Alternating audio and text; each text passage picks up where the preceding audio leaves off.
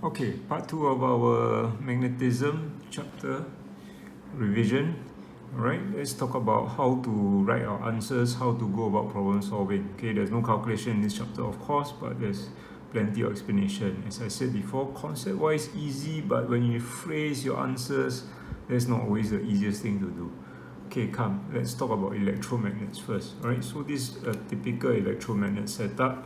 Put a core inside here made of iron. Why iron? Because remember 3 words: soft magnetic material which gains and loses its magnetism easily, right? Okay, so and then if you are asked, okay, what pole is this at this end? Remember, you're using right hand grip rule, so you look at the way the current flow. The current goes from the back to the front here, back to front. So back to front, thumb points to the right, this must be a north. Okay, so when they ask you, okay, how do you increase the strength on an electromagnet? It's easy thing. A lot of students just say increase voltage, add batteries, okay, or something like that. But you should be more detailed to write add batteries to do what? Increase the current flow in the solenoid, because essentially it's the amount of current that flows in this solenoid, the coil, that makes this electromagnet strong or weak. Okay, so increase current flow in the solenoid. And you then can of course say increase the number of turns. Don't just say coil more, but increase the number of turns per unit length. So there are more turns per unit length. That will also strengthen your magnetic field. Okay, and that magnetic field will strengthen this core to make it even a stronger electromagnet. So these are the 2 things. And then when they ask you, typical ask you what AC is used, right, it's the same thing. Okay, when AC is used, here comes this phrase which you remember. Okay, it's still when AC is used, okay, it can retain its magnetic abilities, it still can function as an electromagnet. The only difference that these poles will be changing continuously. All right. Okay, now let's look back into what you did, your worksheet. Okay, how the electric bell work. So you can get questions like this. They give you a setup, whatever it may look like. Okay, then when you're asked to describe it step by step. The worst thing to say is how does it work? Or close the switch, the bell rings. Okay, there's of course much more you can write. So this is quite okay. You can go through yourself. You just remember, describe step by step. Typically, they will ask you follow-up questions like what happens if you are using AC supply instead of a DC supply. Okay, so that's a very typical question. So with a typical question, I must give them my key phrase, my usual answer, that the soft iron core will still be magnetized. This core will still be magnetized, but the poles here will be changing. It won't be north, it will be south. It will be north, south, north, south, north, south. Okay, don't stop there. Okay, say, okay, this is my key phrase. Say, then you will still be able to attract the striker, causing it to hit the bell. So R is my relation point. So this still can hit the bell. So you relate back to the situation. So always 2 things. Give your key phrases, keywords, and then relate back to the situation. Yes, okay? Now explain if the bell will work if copper was used. Okay, then you know copper is a non-magnetic material, so it cannot be magnetized. Okay, hence you will not be able to work. Okay, you cannot magnetize this, so you can't attract a striker, bell doesn't ring. So key phrase, and then you relate back to the situation. So key phrase, relation, remember that. Okay, then the next example we had was the circuit breaker.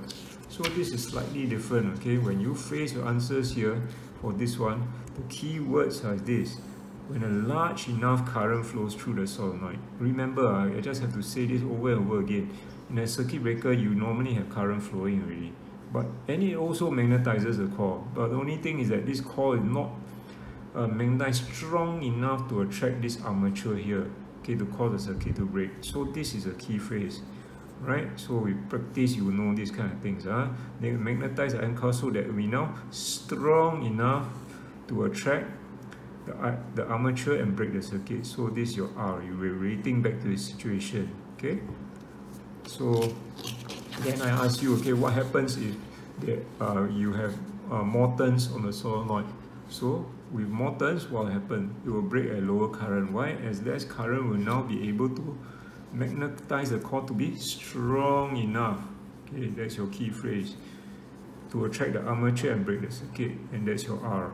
Okay, so strong enough, large enough, okay, this kind of thing. So don't just say, okay, when there's current flowing, okay. So there's more to this question, right? Okay, then the next question, this is the O-level question, here we go. Okay, this kind of question, so be very careful with this kind of question.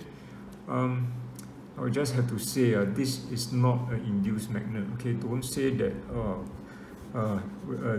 the rods become an induced magnet. This is not a situation of induced magnet. So please be careful to differentiate between induced magnet and electromagnetism.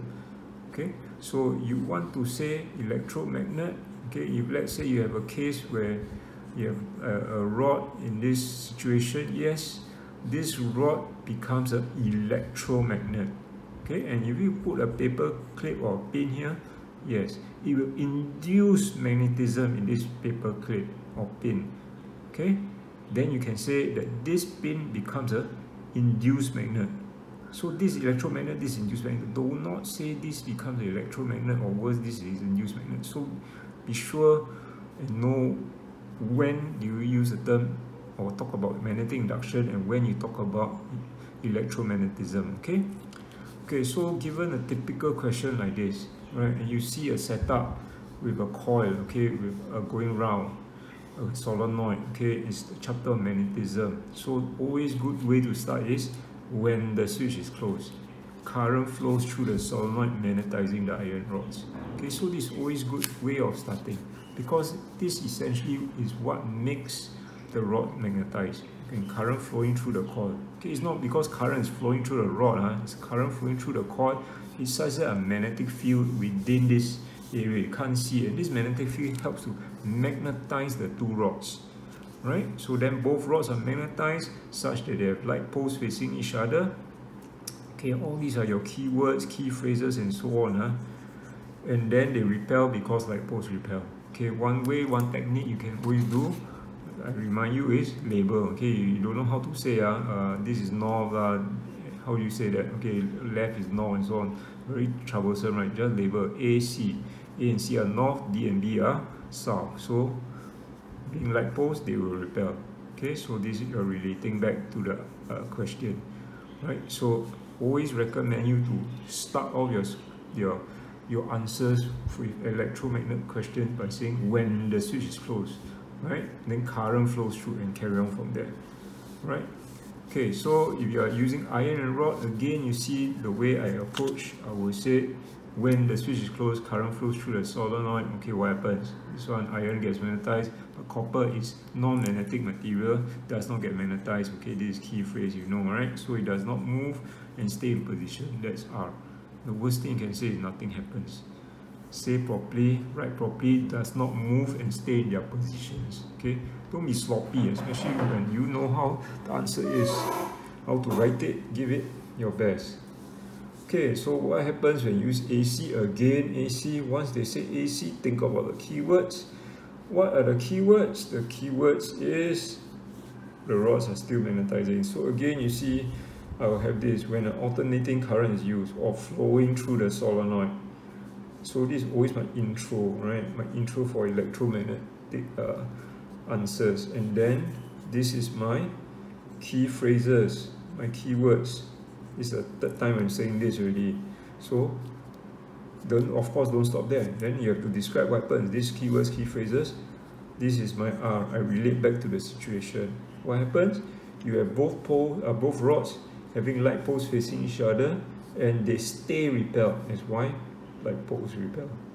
Okay, so essentially you have your intro statement. When switch is closed, what happened, current flowing. Then after that you have your keywords, key phrases. Then after that you give the relate back to the situation here. Okay, there's lots of writing, but actually you break it apart, it's not that difficult. Of course they can ask you, they can change scenario and just say, oh, what happens if it's both are steel rods and so on. Okay, so you just adapt accordingly. Okay, next question that you did some time ago was this one. Okay, so you have two salt iron pieces placed inside here. Okay, so the first thing they would ask, okay, mark the poles. Okay, if you use your right hand grip rule, again remind you, look at the way current flows like that, from the back to the front, back to front. So have your pencil here, back to front, thumb points to the right. So that means this is going to be a south, this will be a north, this will be a south, this will be a north. Okay, always remember it's right hand, don't use left hand. Okay, then okay, let's handle this part first. Okay, the arrows on the plotting compass. This is one of my favorite questions I like to ask. Students always get this wrong. How do you always get this correct? How do you know whether the arrows are pointing up, down, left, right, and so on? Okay, you are very tempted to say, oh, this arrow pointing towards the magnets here. This one also pointing. Everything's pointing towards the magnets. Okay, but to get it right, always you just draw a magnetic field. So you have to just sketch, or you just imagine, but you can sketch and then later you can draw it away. So your magnetic field looks something like that. Okay, then after that you draw the arrows. Okay, this is north, so it will be going out. Arrows will moving out, and this one will be moving in towards the south.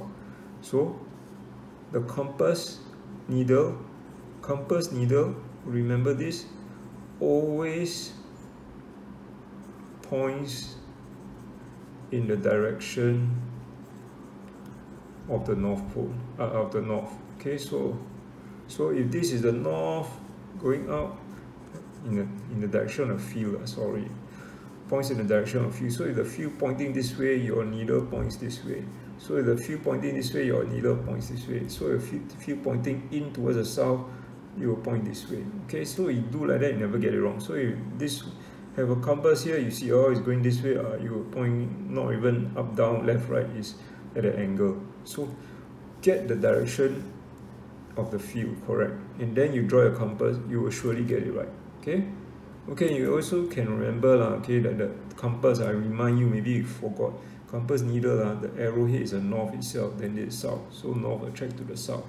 Okay, this is north, then this one south. Okay, and here's a north. Okay, so remember that. Okay, how the compass needle points. Okay, so stay and explain how the pieces of iron move. Okay, you were just very tempted to see 2 marks. I just say, oh, they get attracted together because unlike poles attract.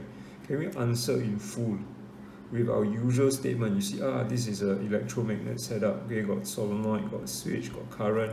So just say when the switch is closed, current flows through the solenoid. There we go again. Okay, our key phrase. And what does it do? Magnetize our 2 iron pieces such that they have like poles facing each other. Not like poles. See, I wrote wrongly.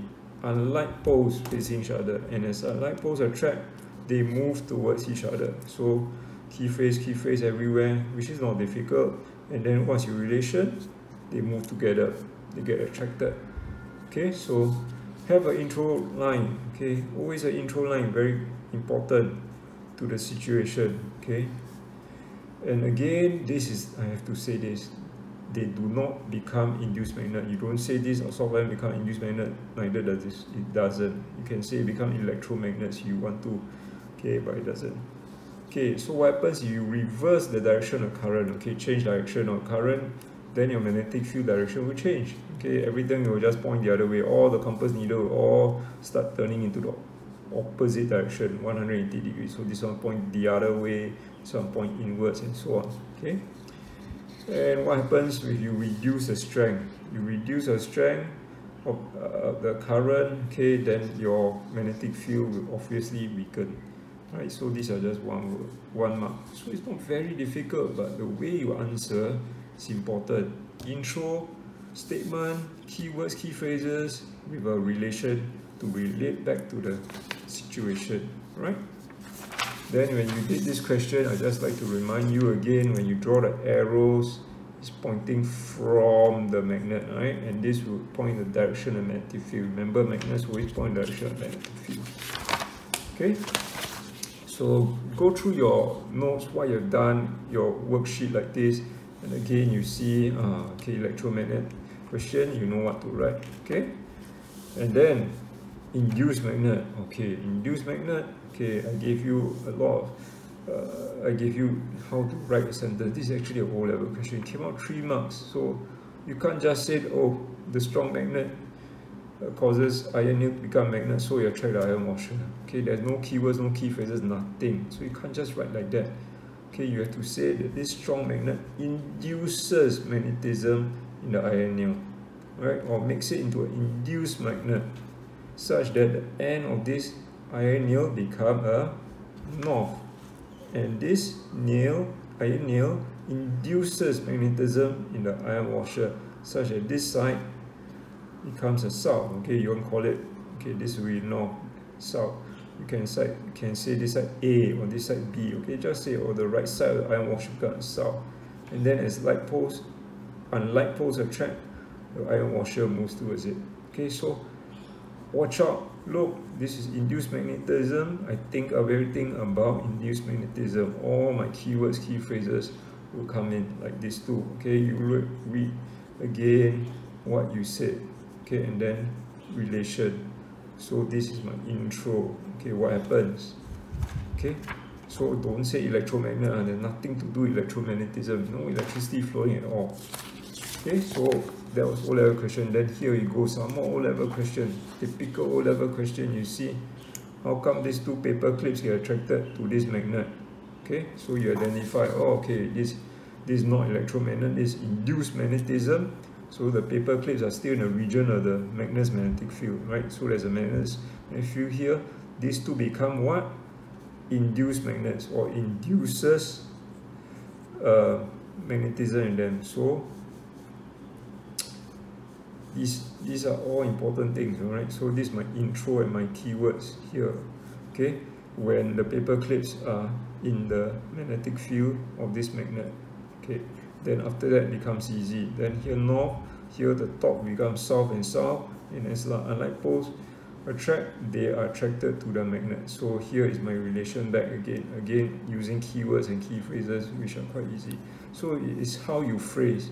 Okay, some of you can phrase it very easily, very good. Okay, so learn how to phrase it simply and yet effectively. You see 3 marks, you cannot just say paper clip get attracted to the magnet because paper clip is made of metal. Cannot write like that. Okay, write more. Okay, you definitely must have the word induced magnetism, or it becomes an induced magnet. Okay, okay, so read through your answers again. Okay, then at the bottom, why do they move away? So why do they move away? Because here induces magnetism such that ends become both north poles, and as like poles repel, they repel from each other. So all my keywords, everything and relation, all together in just one sentence. All right. Okay, so careful about induced magnetism. And then after that, drawing magnetic fields. Remind you, a piece of wood, the magnetic field goes straight through. Okay, with iron, right? For example, iron ring here or iron sheet here. This is what we call shielding, right? Magnetic shielding. So the magnetic field will not reach this area here, because this iron sheet, okay, or iron piece here will shield the device. Okay, will shield this area from the magnetic field, so it will concentrate the magnetic field like this. Okay, so instead of going out, okay, it just goes round and goes around. Okay, you got, of course, got to draw better than me on this horrible drawing over here.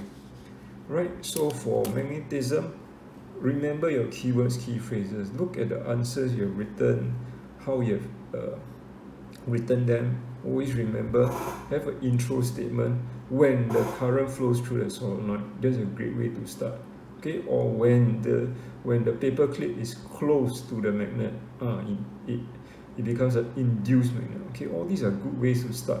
Okay, and then after you have your key phrase. So after intro, after all your keywords, key phrase, relate it back to the situation, to the question itself. Okay, so whatever they may give, it may not be so simple as this.